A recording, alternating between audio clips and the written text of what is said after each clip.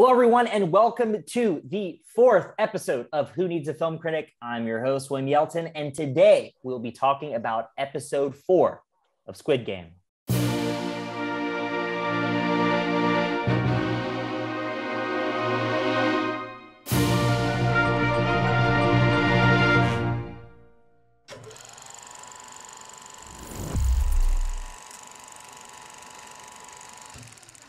All right, let's jump into the conversation about Squid Game episode 4, titled Stick to the Team. As alliances form among the players, no one is safe in the dorm after lights go out. The third game challenges Ji-hun's team to think strategically. All right, so it goes without saying that this episode ended with a huge cliffhanger. Definitely the biggest cliffhanger of the season thus far. So who wants to admit to watching the first 5 minutes of episode 5? I'll admit to watching the first 5 minutes of episode 5. Cam and Anessa? Okay. All right. You guys need to leave the panel right now. Thank you. Okay. Yeah, cheaters. I mean, we all knew. You knew what was gonna happen. Like, well, I don't. Why? Hey, I'm still. I don't. I'm predicting that all of the characters that we have grown to love will perish in the Tug-a-war. There's like 10 more episodes. I actually am unspoiled, so I was actually just being facetious. But all no, right, they just licked the rope. They just licked the rope, and then it disintegrated. So Anessa and Kim are our problem children of the panel.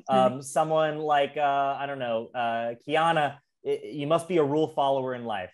I mean, it doesn't take a rule follower to put the dots together and connect it that they are going to win. Like, I'm sure when I watch episode 5, I'm going to be on my edge of my seat. I know in episode 4 I was, but yeah, I can connect the dots pretty fast on that one.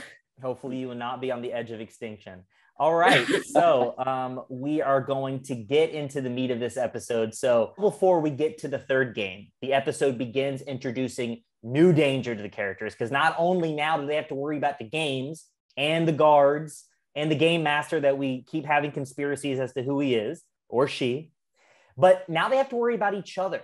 So what were your thoughts when right off the bat, there's a fight over food and you realize that the game is a lot more complex because, you know, you can kill each other? This was my ultimate parallel so far into the episodes that we've covered to any of the reality games. When you think about Survivor, where they get rice, or Big Brother when they're on slop, things like that. And the main reason for that, and we've seen it time and time again, especially on Big Brother, is because it makes people hungry, it makes people desperate, and it makes people, they're hangry, they're acting out. And getting a bottle of, looked like probably Sprite or something like that, and a hard-boiled egg. That's all they got. And it made for desperation. And I think this was the biggest parallel to where we see that Squid Games is a reality show. It's a scripted version of a reality show. I think I agree with Kim, and I think this is also the first time where we got introduced to like alliances. Like they weren't even quiet about it. Like, you be in my team. There's 5 of us, so it's not an individual game anymore. It's a team. And then I think somewhat to add more complication, wasn't there like a spoiler that said that there was going to be a fight before the fight happened? Yeah. The egg thing, the doctor. Yes, because he was operating on the, I remember this and I'm like, oh my God, someone knew this was going to happen, right? Someone knew, it was spoiled to someone. I'm always going to root for the doctor, obviously, but like he has this advantage that's going to be able for him. This information is currency. He's going to have friends that are going to protect him because he knows that there's something that's going to happen. It's such an interesting thing because how he's benefiting from them needing him. So the corporation, the game obviously knows their life story, knows he's a doctor. He's probably in debt. He like, all right, get some eyes. We'll protect you. But then he was like, can you guys protect me? He's like, we can't protect you in there. We can protect you here, but we can't protect you in the game. So is the game rigged? We have someone with insider trading, insider knowledge. Is the game rigged? Who thinks? All games are rigged. All games are rigged. I think they're just stirring up the pot. You know what I mean? Like they're letting one guy get a little bit of extra info, and like you think about what happens after that. He goes straight to like the thug and goon team where he thinks he'll have the best chance of survival. I think the guards, the game masters, and the people who are working this thing are intentionally like planting things out there, and this might not even be the first guy that like kind of gets some sort of like push in some direction. I feel like we might see that a little bit more in other places. I started thinking about, are they actually going to give that piggy bank of money to the winner? That's when I started thinking about it, because it started. I've been thinking a lot about what is the motives of the game master, this, that, whatever, and motive as old as time, money. Obviously, they're harvesting organs to sell them. That's just where I went. So, like, is the game rigged? Sure, I guess. But I think it's more about the fact that this guy can actually help them achieve their goal of harvesting organs. How are they profiting off of this? And it's clear, why else are they harvesting organs? Anessa? So I think that doctor guy came in under a different scenario than all the other 456 players did. They didn't just discover him to be like a crooked doctor. They like put him into the game intentionally and said, this is your mission. This is what your purpose in this game will be. And then you'll get this money and we'll help you along the way. And then you'll get this money. This will be your reward, but you need to do this for us. All right, let's switch up the conversation and talk about what Stan brought up, the alliance. This episode is when our core alliance really solidifies itself and are currently working together towards a common goal. So how do we feel about their prospects in this game? How do we feel about the alliance? I think like all alliances, like they're going to crumble. Like one character that has not been brought up yet was like I'm terrible with remembering names or numbers, but like there's this villainous showmance that's going on. And then there's this one female who is willing to cheat. And it's really weird how it wasn't caught on camera that she was using a lighter during the honeycomb game. And then she's talking to this man, she's sleeping with this man, and she says, if you betray me, I'm going to kill you, which for me is a little bit foreshadowing. But then again, at the end, when she like realizes this guy doesn't have her back, she jumps over to another team. And I feel like it's going to kind of be like that going forward. They're going to crumble slowly one by one. Thank you, Jen, for bringing that up. That leads us right into our first scene of the episode. Let's watch and discuss.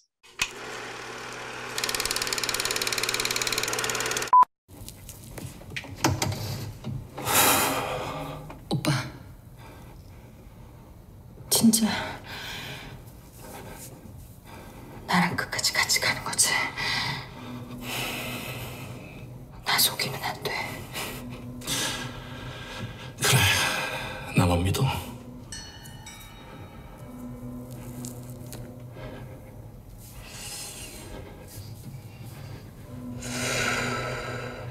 나 배신하면 죽일 거야. 난 오늘 죽을 것 같은데.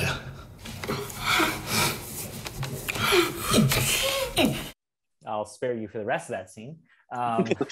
One of the most romantic scenes that come to memory when I think of cinema. So what's going through your mind when you watch that scene back? What's going through the characters' minds? Kim? He was blowing smoke at her, and then she blew smoke right back at him.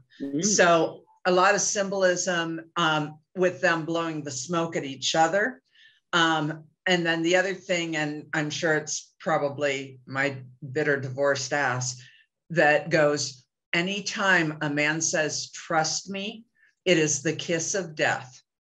Any movie, I don't care what the movie is. The minute they say, trust me, it's like, oh no, you're out. When she says that, if you betray me, I'll kill you, I tend to believe her. And I think like for her, he was definitely her ride or die. He's her final two. In that moment, she's like locking it down with the baddest guy in town, the guy who's willing to kill for her.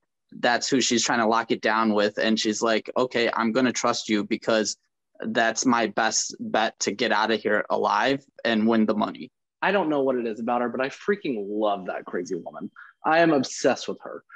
I don't know. She's psychotic. We're supposed to hate her, but I love her. I think she's kind of a leech. She's willing to jump you know, in bed per se with whoever can get her the farthest and get her to her goal, though. That's still my kind of take on it. Now, it's also rare when I ever will inject my own thoughts or analysis in these discussions, but I'm curious to see if anybody saw what I saw, which everything you guys say totally agree with.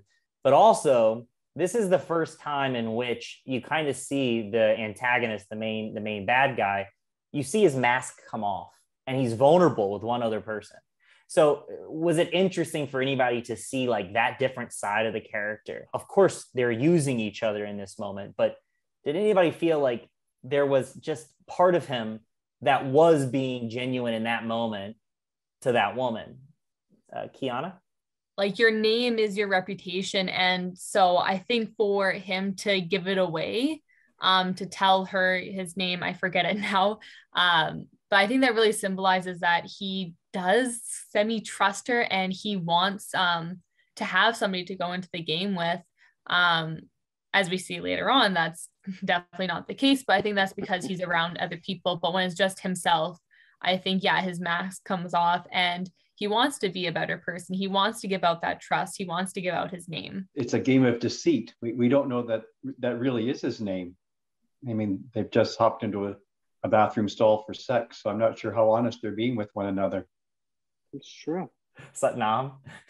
I think that is his name. I think he was, he had a moment. He had a human moment, and I think he wanted to recognize the fact that she gave him a lighter. She basically saved his life, actually, in the previous game.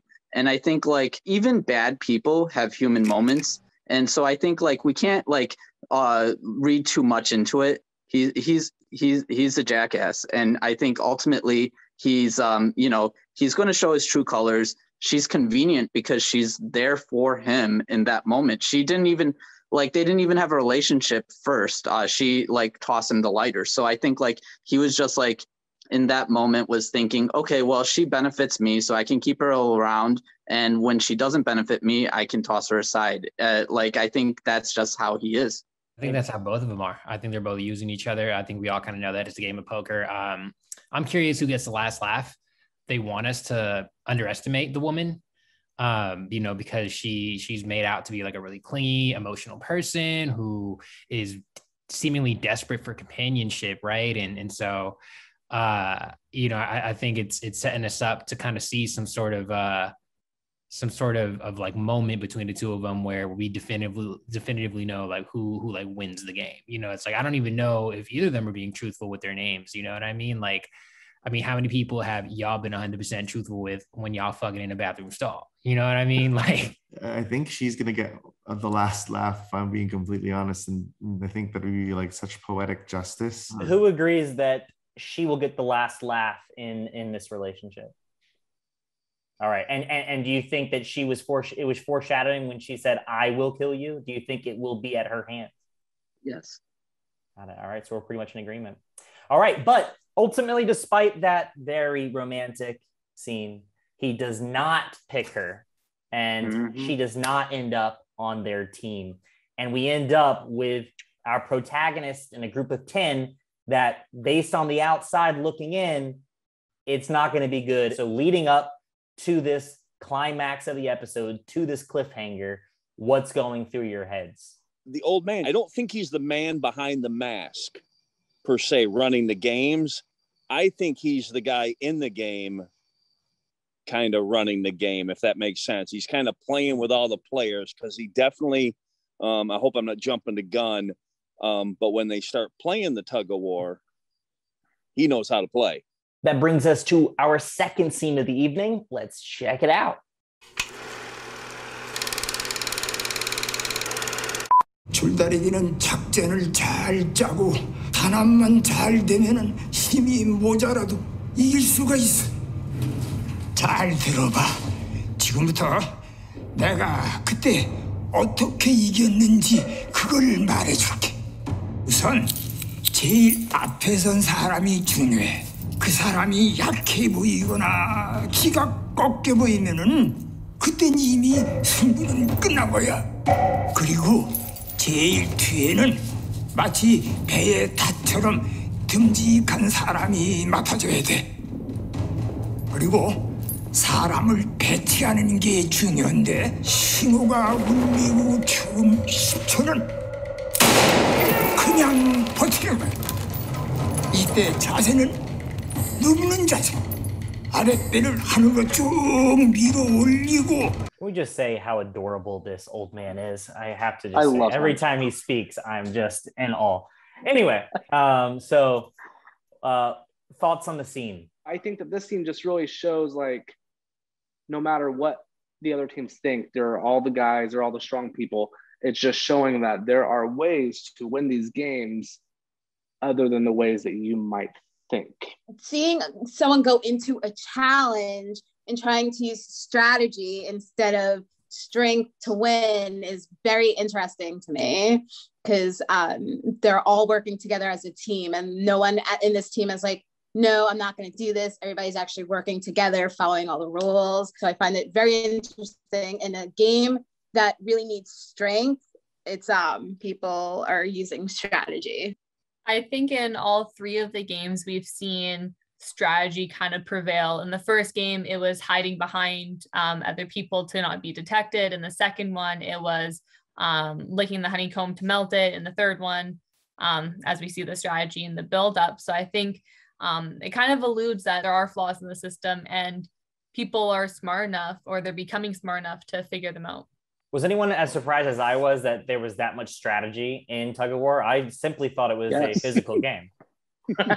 Yeah. So like everything that the old man said, like when I ran it through my head, it was the laws of physics. It was correct. Everything that he said, and it was great strategy. But like as far as like the cliffhanger, this is the most nonsensical cliffhanger, because ultimately, yeah, you're not going to kill 5 people in one fell swoop. Being military, we played Tug-a-war to build teamwork.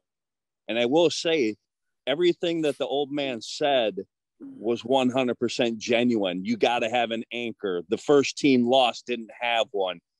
It really brought back, back in boot camp, and then, during training where, we played Tug-a-war, and, it's like, hey, I don't know if you guys paid attention, but, this is what we need to do, alternating your members. I absolutely love this scene, and just like the emotion that it did bring back, like, oh man, I remember playing Tug-a-war like this. Absolutely spot on. Was also in the military, so I understand what you were saying, Josh.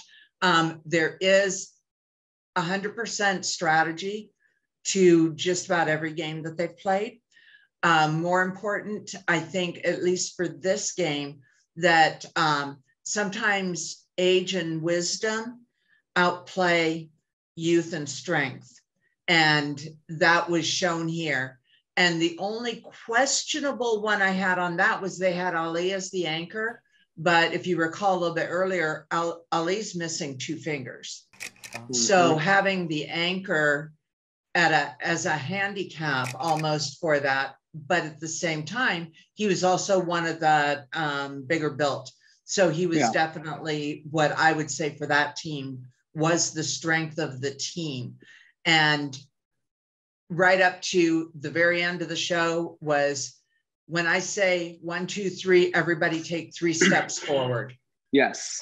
And that's how the game ends. That is, again, another strategic point to the game. So there is so much strategy already building up within these alliances. The question is, who has the better strategy? I can't think of a better way to conclude the conversation. Thank you, Kim. The only thing left to do is to review the episode. Starting this week, we are transitioning to an anonymous ranking system as to ensure no one feel peer pressured into ranking the episode any particular way. You were all made aware of this, and therefore, prior to this discussion, you sent me your rankings via email. I have averaged up all the scores together, and now it is time to reveal. This panel has ranked episode 4 as a 4.7, which means this episode is currently ranked number 1 of the season thus far, and it's not even close. Episode 3 is next in line with a 3.7 average score, followed by episode 1, and then episode 2, which is in last place at 3.4. All right, that concludes today's discussion on episode 4 of Squid Game. Thank you to the panelists, and for those watching or listening from home, tune in next week to see what this panel thinks of episode 5. And remember to like, share, and subscribe to the channel. We need your help. We are also on the podcast app, so type "Who Needs a Film Critic" to get all the episodes downloaded straight to your phone. If you wish to join a future panel talking about another movie or television show, email me at whoneedsafilmcritic@gmail.com. That's it for now. Good night.